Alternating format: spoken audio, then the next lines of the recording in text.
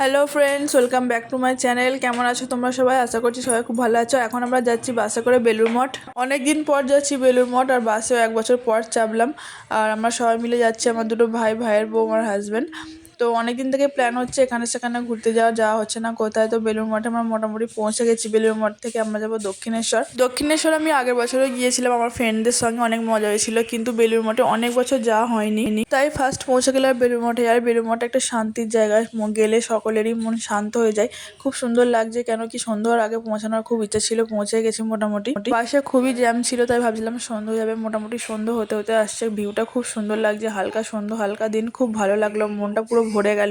এত সুন্দর মনোরম দৃশ্য ছবি না তুললে পাওয়া যায় না, তাই সকল মিলেই আমরা ছবি তুলতে শুরু করে দিচ্ছি। এখানে আমার ভাই আর ভাইয়ের বউ ছবি তুলতে শুরু করে দিয়েছে। অনেকক্ষণ আগে থেকেই আমরা ফটো তুলতে শুরু করে দিয়েছি। আর ফটো না তুললে এখানে পাপ দেবে ঠাকুর। তোমরা যারা যারা এখনো পর্যন্ত বেলুড় মঠে ঘুরোনি, অবশ্যই বেলুড় মঠে গিয়ে ঘুরে আসো, খুব সুন্দর লাগবে। আর এখানে যারা যারা অনেকদিন আগে গেছো তারাও অবশ্যই ঘুরে আসো, কেন কি অনেক কিছু চেঞ্জ হয়ে গেছে, অনেক কিছু রুলস হয়ে গেছে। গঙ্গার পরে বসতে দিত পা ঝুলিয়ে, বেশ এখন কিন্তু ওসবগুলো নেই। রেলিং দিয়ে সব ঘিরে দিয়েছে, কিছু ওইদিকে বেশিক্ষণ বসতে দেয় না। সব কিছু সিস্টেমেটিক চেঞ্জ হয়ে গেছে।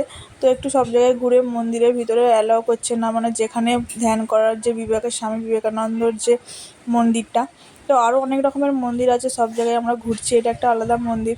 এর ওপরে একটা ঘটের মন্দির আছে, যেখানে ওং আর ঘট আছে, সেটা আমি তোমাদের দেখাবো। দেখতেই পাচ্ছ আমরা চলে এসেছি ওং আর ঘটে করে। খুব সুন্দর একটা দৃশ্য। ঘুরতে ঘুরতে প্রায় সন্ধ্যা হয়ে গেছে, তো আমরা স্বামী বিবেকানন্দের মন্দিরে একটু ঢুকে বসেছিলাম।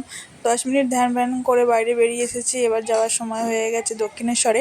তার জন্য আমাদের যেতে হবে গঙ্গার ফেরিঘাটে। তো ওখানে গঙ্গার পাড়েই ছিল একটা কফি আর চায়ের দোকান। তো সবার ইচ্ছা হলো যে একটু গরম গরম চা আর কফি খাওয়ার জন্য। তো সবাই মিলে আমরা কফিটাই খেলাম। কফি খাওয়ার পাশে দেখছি অনেক প্রচুর মেলা বসেছে, খুব সুন্দর সুন্দর জুয়েলারি, কসমেটিক্স আছে ওখানে। কফিটা এত বেশি গরম ছিল, খেতেই পাচ্ছিলাম না, জিভ পুরো পুড়ে যাচ্ছিল। তাই আমরা একটু পাশের মেলাটা একটু ঘুরে নিলাম। ওখানে অনেক সুন্দর সুন্দর অক্সিডাইসি জুয়েলারি, শাখা পলা, ঠাকুরের ছবি, অনেক কিছু ছিল। তো সব কিছু কেনাকাটি করার পর আমরা চলে এলাম গঙ্গার ফেরিঘাটে। এখানে টিকিট কাটার জন্য লাইন দেওয়া হয়েছে। তো দেখতেই পাচ্ছ গঙ্গার ধারে এসে খুব সুন্দর লাগছে। এখানে একটা আছে ময়ূরী জাহাজ, ময়ূরপঙ্খীর যে জাহাজটা থাকে আমাদের হাওড়ার গঙ্গায়। প্রচুর ভিড় হয়েছে, তাড়াতাড়ি না গেলে সিটই পাবো না। মানে লঞ্চের মধ্যে আগে থেকেই লোক সব উঠবে বলে লাইন দিয়েছিল। আমরা একটু লাস্ট পড়ে গেছি, দেখি সিট পাই কিনা। তো দেখতেই পাচ্ছ কত লোক আছে লঞ্চের ভিতরে। তো ফাইনালি মা কালীর আশীর্বাদ আমরা সিট পেয়ে গেছি। দেখতেই পাচ্ছ গঙ্গার মাঝখান থেকে গঙ্গার ওপারটা কত সুন্দর লাগছে, লাইটে লাইট। তো পৌঁছে গেলাম আমরা ওপারে, মানে দক্ষিণেশ্বরে পৌঁছেই মায়ের কাছে পুজো দেওয়া হয়ে গেছে। কেন কি তাড়াতাড়ি করে চলে গেছি, আরতি হচ্ছিল বলে। দক্ষিণেশ্বরের মন্দির বন্ধ হয়ে যাবে 7টার সময়, সেই জন্য পুজো দেওয়া হয়ে গিয়ে তোমাদেরকে মায়ের মন্দিরটা বাইরে থেকে দর্শন করাচ্ছি। ভিতরে তো ফোন অ্যালাউ নেই। তো চলো যাওয়া যাক। এখন কিছু টিফিন করার জন্য চলে গেলাম কচুরির দোকানে।